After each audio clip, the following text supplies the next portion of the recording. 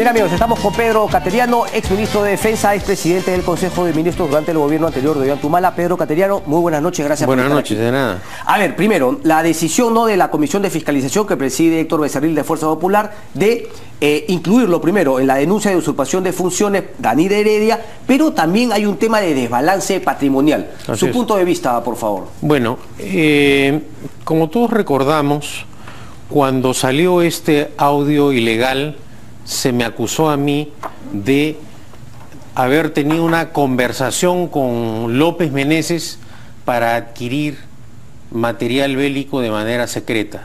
Y fui interpelado con esa afirmación de Mulder siendo ministro de Defensa.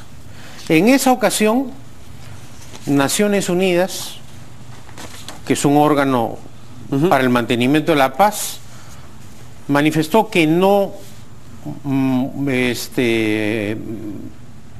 contrató con el Ministerio de Defensa para venta de armas, sino para suministro de equipos para el centro hospitalario de Pichari. Y así lo establece muy claramente el contrato del PNUD, cláusula específica, no suministro de material bélico. A capacidades no bélicas, a través de una licitación encargada. Adicionalmente, yo levanté el secreto de mis comunicaciones telefónicas y Telefónica constató que desde el celular que empleaba no llamé a López Meneses ni recibí llamadas de López Meneses. Correcto. Todas estas investigaciones, perdón, señor Cateriano, en el Congreso anterior. En el Congreso anterior y en simultáneo en la Fiscalía. Un pedido a mi solicitud. Han transcurrido 4 años, casi 4 años, y el señor López Meneses fue convocado por la Comisión de Fiscalización presidida por el señor Becerril. De este Congreso, Congreso. Y les dijo que no conocía a Pedro Cateriano. Entonces toda esta mentira urdida por el congresista Mulder se deshizo. No obstante, tiene otra parte el tema del audio, que es la parte técnica. La Policía Nacional del Perú en su momento, mediante un peritaje, estableció que el audio había sido editado y manipulado. Específicamente en la frase que es materia de reiterada divulgación, ¿no? Sí, la famosa luz verde, pero digamos, una edición es lógica por una cuestión de tiempo, pero cambiarle el sentido a la edición es distinta. Es que si usted escucha el audio, no tiene una estructura lógica, no hay coherencia, ni siquiera hay una sintaxis al momento de expresarse. Y lo más notorio de ese audio es que no se escucha la voz del supuesto interlocutor o de los supuestos interlocutores. No se escuchan esas voces. Pero ¿no? Digamos, usted sí dijo la frase... No, yo lo que he reconocido es mi voz. Y el peritaje lo que señala es que ese audio fue editado en 2 pronunciamientos. No es cierto, como el señor Becerril ha dicho el día de hoy, de una manera realmente sorprendente, que yo no entregué el... Sí, dijo, se lo pregunta, lo leo. En el caso de Cateriano, él dijo que el audio de la luz verde fue investigado 2 veces en Fiscalía y no se le encontró responsabilidad penal. Ahí también hay una gran mentira, responde Becerril. Él pide que se haga un peritaje al audio que presentó un programa dominical. Obviamente ese audio está habilitado, eso concluye la policía. Lo que nunca envió Cateriano fue el máster o audio original. Esa fue una trampa. ¿Cómo yo iba a tener el audio original si yo era el espiado? El audio original lo tenían que tener los delincuentes que me espiaron o el programa de televisión que lo propaló, pero no el afectado, no la víctima. ¿Investigó quién pudo haber hecho esa grabación? Bueno, yo traigo esta noche el papel, el informe técnico de la Policía Nacional, en donde se consigna muy claramente que el apoderado de Panamericana entregó ese segmento magnético a la policía, con lo cual queda desbaratada otra, no sé si decir... ¿Cuál otra mentira? Esta, que no se entregó el audio magnético. Pero él dice que usted no lo entregó y claro, pero ¿cómo yo iba a tener es ilógico porque obviamente si usted fue el chuponeado no tendría por qué tener ese audio. El original. Pero lo que sí queda claro es que sí lo escucharon, o sea, sí la policía, la fiscalía han tenido el audio original. La policía y la fiscalía han recibido de el apoderado de Panamericana Televisión el audio que recibieron. Claro, pero, y acá está de manera indubitable. Pero no sabemos todavía quién habría grabado el audio, porque obviamente alguien se lo ha dado a Panamericana Televisión y Panamericana ante el pedido se lo ha tenido que entregar a la policía. No, la policía a la policía no le quiso entregar. ¿Quién?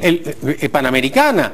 El procurador Gustavo Adriancer en reiteradas oportunidades tuvo que cursar oficios a la fiscalía, pero finalmente lo entregaron. Finalmente lo entregó. Sí, pero no con, finalmente lo entregó con facilidad. Otro aspecto del audio. Lo que es que yo le quería hacer la pregunta, o sea, ¿en qué contexto? Porque esa frase junta, luz verde, Nadine, ¿existió o usted no recuerda?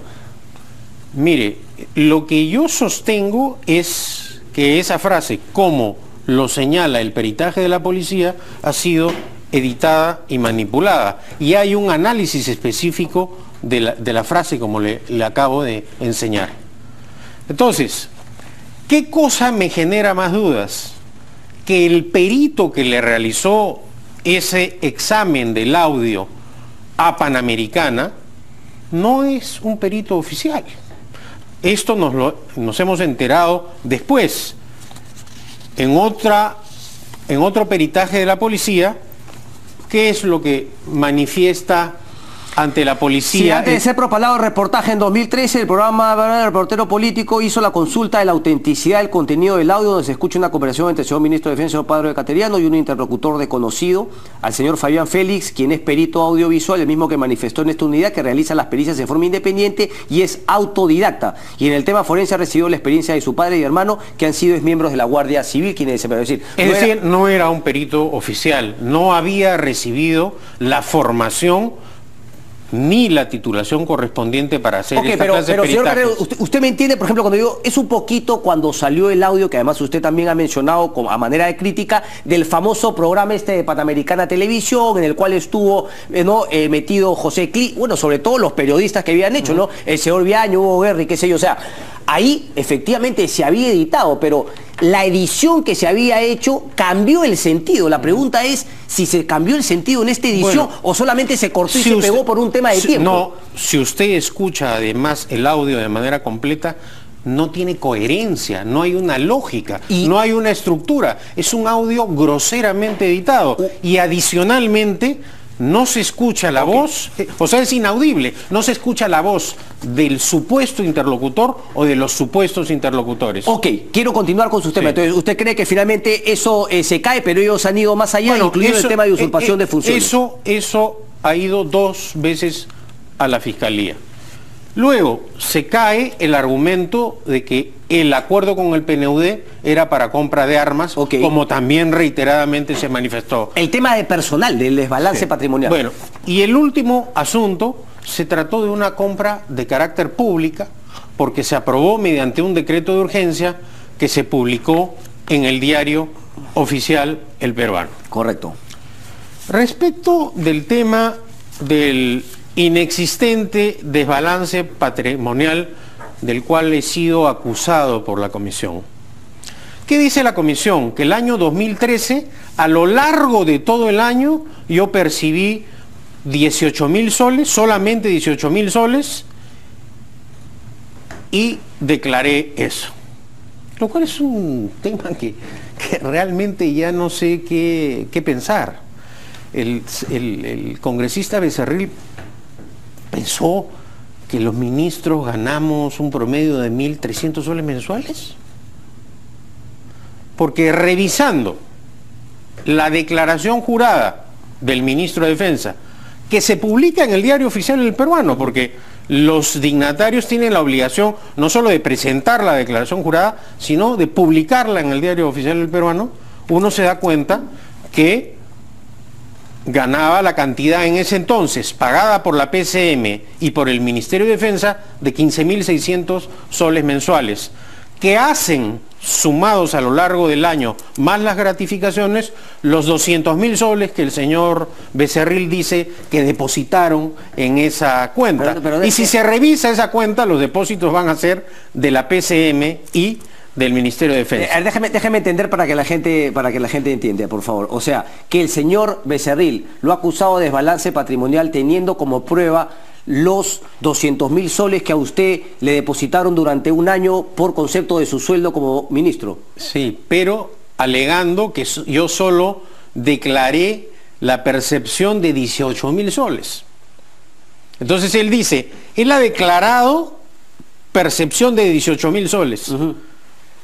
Y mis certificados de rentas y retenciones expedidos por la PCM y por el Ministerio de Defensa suman más de 200.000 soles. Sí, pero digamos, ¿en qué documento se basa él para decir que solamente declaró? No lo sé, porque una de las cosas más graves es que nunca se le preguntó a usted en la comisión. Nunca cuando fui, y yo me he enterado a través de los medios de comunicación, es decir, a mí se me ha hecho una imputación violando el debido proceso y además limitándome el derecho de defensa. Señor Cateriano, entonces, tengo que ir a una pausa, pero yo solamente le quiero hacer una pregunta para que me la conteste cuando volvemos. Sí. Entonces me imagino que por lo que usted me dice y por la mayoría congresal de Fuerza Popular, ¿usted cree finalmente que aquí no hay vuelta atrás? ¿Esto va a llegar hasta una acusación constitucional contra usted? Respóndamelo por favor, o si es que cree que puede haber imparcialidad en el Congreso tras conocer justamente lo que usted me cuenta. Pausa breve y regresamos.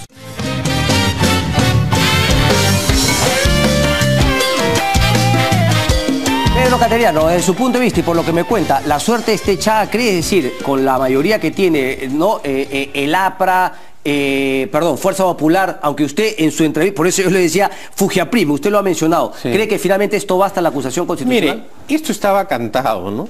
Pero en ningún momento yo pensé que esto iba a ser tan burdo.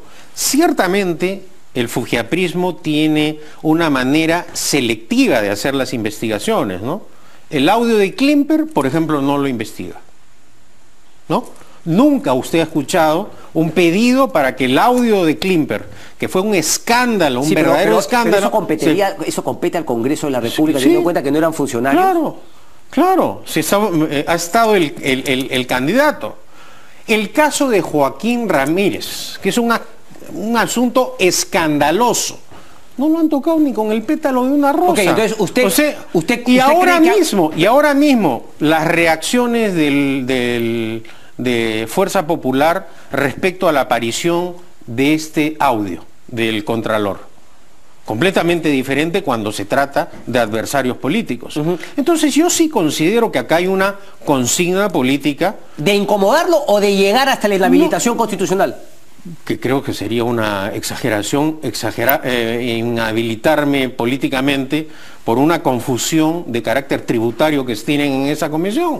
Quiero salir de eso. Pero con esa mayoría cualquier cosa puede pasar. Hemos visto cómo tratan, no digo a cualquiera de los funcionarios que van, a los propios ministros de Estado, la manera que se comportan, cómo hay una maquinaria de persecución política contra los funcionarios públicos u oficiales que han trabajado conmigo. ¿Cree que hay persecución política contra Ollanta y Nadine Heredia? No creo que hay persecución política en ese caso. Estamos en un régimen democrático donde la gente, las personas, tenemos la oportunidad de expresarnos en un programa de televisión, de ejercitar nuestros derechos constitucionales, el derecho de defensa.